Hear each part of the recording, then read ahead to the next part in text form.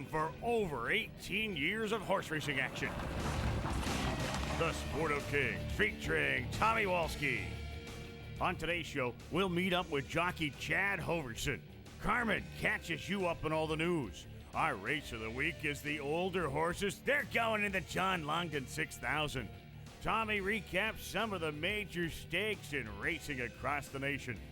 We hit the archives in case you missed it. Our salute to the champions remembers one of racing equine's heroes. And now here he is, BC's ambassador to the world of horse racing, Mr. Tommy Walski.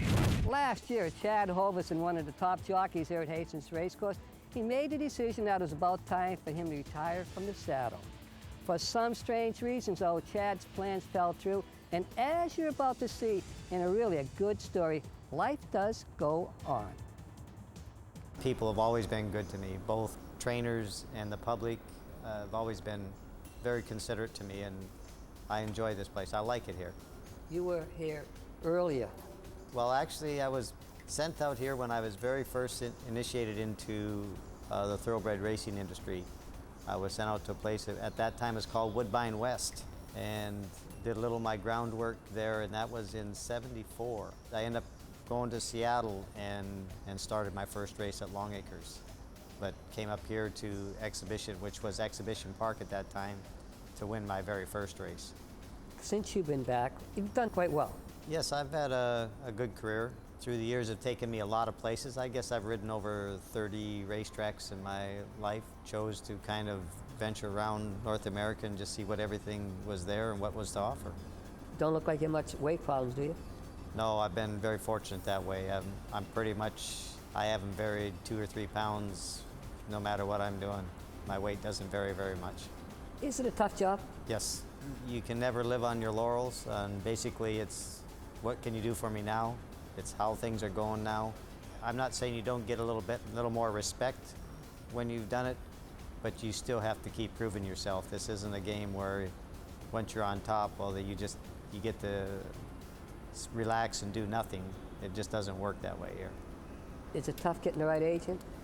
Yeah, there's times where an agent, he has to evaluate whether he thinks he can move you, whether you're competent for him, or whether he considers you a sellable rider. If you're lucky and you said you make a name for yourself, well then it's pretty easy. Because if you're that sellable, well, most guys will. And then you might have to be a little selective. There's different, each age, or a lot of agents, there's different approach on how they do their business. And I like a certain characteristic in my agents. Some of them, I don't feel they suit me because I don't do business like that, or I try not to. I think I have a pretty good image with people. I think I'm honest, and I do my best to try patronize the people that take care of me. You were thinking about maybe retiring? I had possibilities of a door opening where I do have to start considering another career. And I pretty much thought it was there and had initiated my last year of racing with that in mind. Things didn't quite come together. Everybody knows when you get a little older, you don't quite stand up as well. And if I keep doing that, well, then I'm going to get so sore that I really can't do what they want me to do. I've always told my son, if you can't do things 100%, not to do it. So I'm a little bit swaying back and forth. I'm not sure that I'm participating at what I consider a 100% level. Honestly, with myself, I feel it's time for me to start looking, but I am still very capable of riding a race. Coming back from people thinking you were retired, how tough was that? It was 52 card pickup. First off, again, I didn't feel it was fair for me to ask Wayne. Wayne's a great agent. To ask him to come back. Talk about Wayne Snow. Wayne Snow, yes.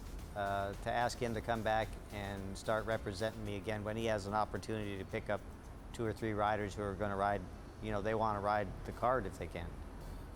I want to be a little more selective and not ride quite that many because I'm realistic. I know I won't stand up through the meet if I try to ride 7, 8, 9 a day. You're one of the few, if not the only jockey I know that is his own agent and is doing it successfully. You have nobody to blame. You can't pass off, and they have a tendency to shuffle sometimes of it's my agent's fault or he's selected, or, you know, to be realistically, they do. I can't. If I get into a switch and forget to tell somebody or whatever, well, I've got nobody to blame but myself. Crazy Coffee. Put us through what happened. There was a scenario that came into play that, well, I rode Texas Wildcatter, rode a very impressive race, first time. He's headed for the Canadian Derby. You put yourself into a point where you have to commit. I know that Coffey's not. He was going to sit it out and wait for the races here. Anything can happen in this business. A horse the next week can break down. You know, anything can happen to him.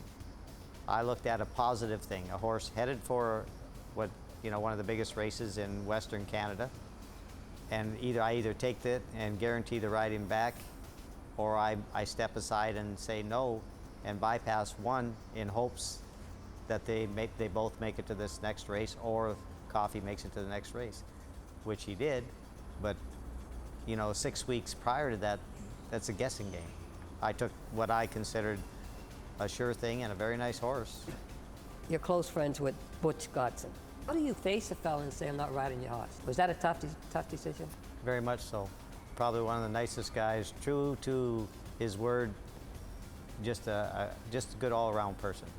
At that point in time, it was just a decision I had to make. Again, I'm looking at this being my final year, and I got a shot to ride an extremely nice horse in Texas Wildcat at the Canadian.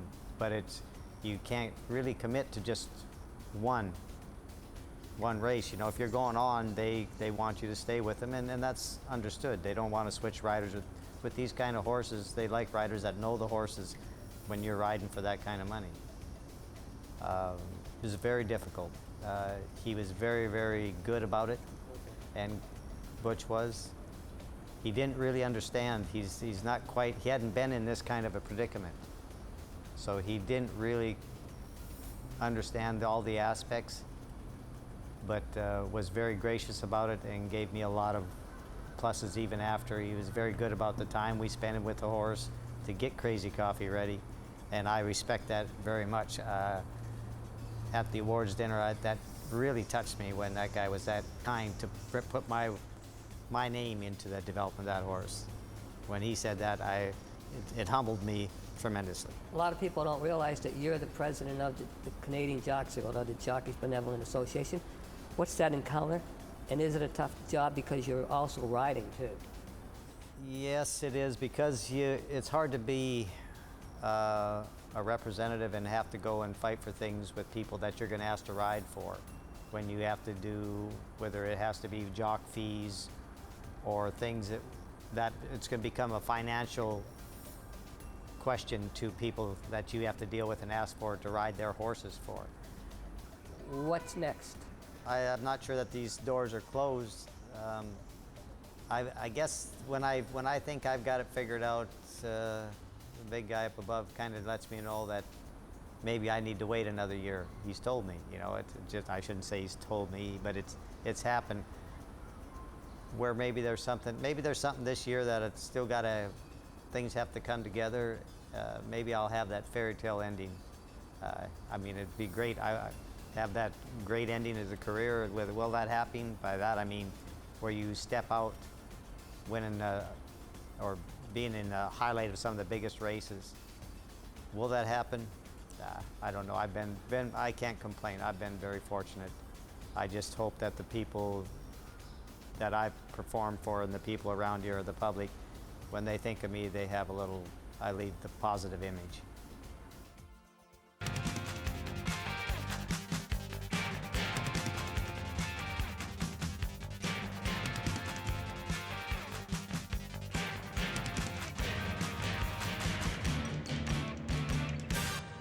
Don't go away. The Sport of Kings. We'll be right back.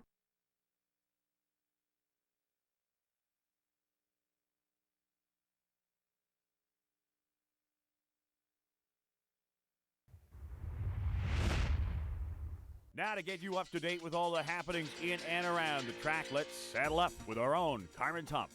The $50,000 Senate Appointee Stakes was held last weekend for fillies and mares. The 6.5 furlong race brought together the top two finishers from last month's Brighouse Bells Stakes, Heaven on Hold and Blue Sky Holiday. But it was neither of these horses that would take first place in this year's Senate Appointee. Let's take a look at the stretch drive. Quarter mile to go in the Senate Appointee, the half. 46 and 2. Heaven on Hold being tackled by Windstorm, and she goes right on by. Windstorm now with the lead by a length and a half. Heaven on Hold, Blue Sky Holiday, Destiny's Home, and Daymaker. Down the lane they come. It's Windstorm, now drawn away by 4. Windstorm to score in the Senate Appointee quite comfortably. Blue Sky Holiday second, Heaven on Hold third. This weekend, there are 2 more stakes races to wager on, the CTHS Sales Stakes. Today is the 3-year-old fillies division, and tomorrow's the 3-year-old colts and geldings division. Both of these races go for $50,000. The CTHS Sales Stakes are restricted to Canadian-bred horses who've gone through a Canadian Thoroughbred Horse Society sale. With the Triple Crown over in the United States, it's now time to turn our attention to Canada's Triple Crown. This year marks the 150th anniversary of the Queen's Plate, to be held at Woodbine Racetrack June 21st. The $1 million Queen's Plate is North America's oldest continuously run stakes race and the first jewel in Canada's Triple Crown of racing. This race will be simulcast at Hastings Racecourse, so make sure to come out and make your bets. And from the winner's circle at Hastings, I'm Carmen Thomas, and now you're back on track.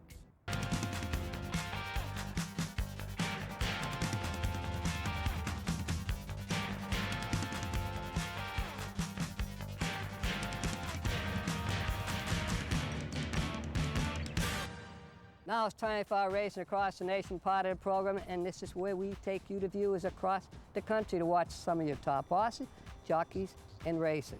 First up, we take you to Belmont Park in New York, the home of the Belmont Stakes. But today, we'll be looking at the Brooklyn Handicap, worth $200,000. Horses you want to watch are number 2 and number 3, as they give you one tremendous drive, full of heart and full of grit. 3 furlongs to go. 4 lengths back, and El Dafer is 5th. They're coming to the top of the stretch. Nightlight, Rising Moon, knocking heads at the quarter pole. On the outside, Aya runs in 3rd. El Dafer puts in a run down toward the rail, and the field turns for home. Rising Moon shoulder to shoulder with Nightlight. Just in behind them, it's El Dafer 3rd. They're in the final furlong. Nightlight desperately, narrow lead. El Dafer takes a run at him from the outside. Rising Moon back to 3rd. Can Nightlight hold on? Here's El Dafer. It's too close to call. Now we're at Woodbine Racetrack in Ontario. You're going to be watching one of the richest races in Canada for this 2009 racing season. It is the Woodbine Oaks. It's worth $500,000. Horse you want to watch is the 4-horse Milwaukee Appeal. Once again, this is one of the top races in Canada, and that is why you only can watch it on the Sport of Kings. Milwaukee Appeal is in 2nd position, politely precocious down toward the inside. Miss Blakely is in amongst fillies and just 4 lengths off the lead. Indigo North is to her outside, and Tasty Temptation is starting to loop fillies with ground-devouring strides at the midpoint of the turn. Coonunga Hill has had enough, and Tasty Temptation went around them like they were tied to the rail, and Milwaukee Appeal's going to run with her. And it's Milwaukee Appeal on the inside and Tasty Temptation. They throw it down, and they're going at it tooth and nail. Stuart Elliott and Milwaukee Appeal, they've opened up on Tasty Temptation as they come to the last 16th of a mile. Milwaukee Appeal by 3. Tasty Temptation far outside for winning ride. Milwaukee Appeal outstanding in the Oaks. Tasty Temptation was 2nd, Miss Blakely 3rd.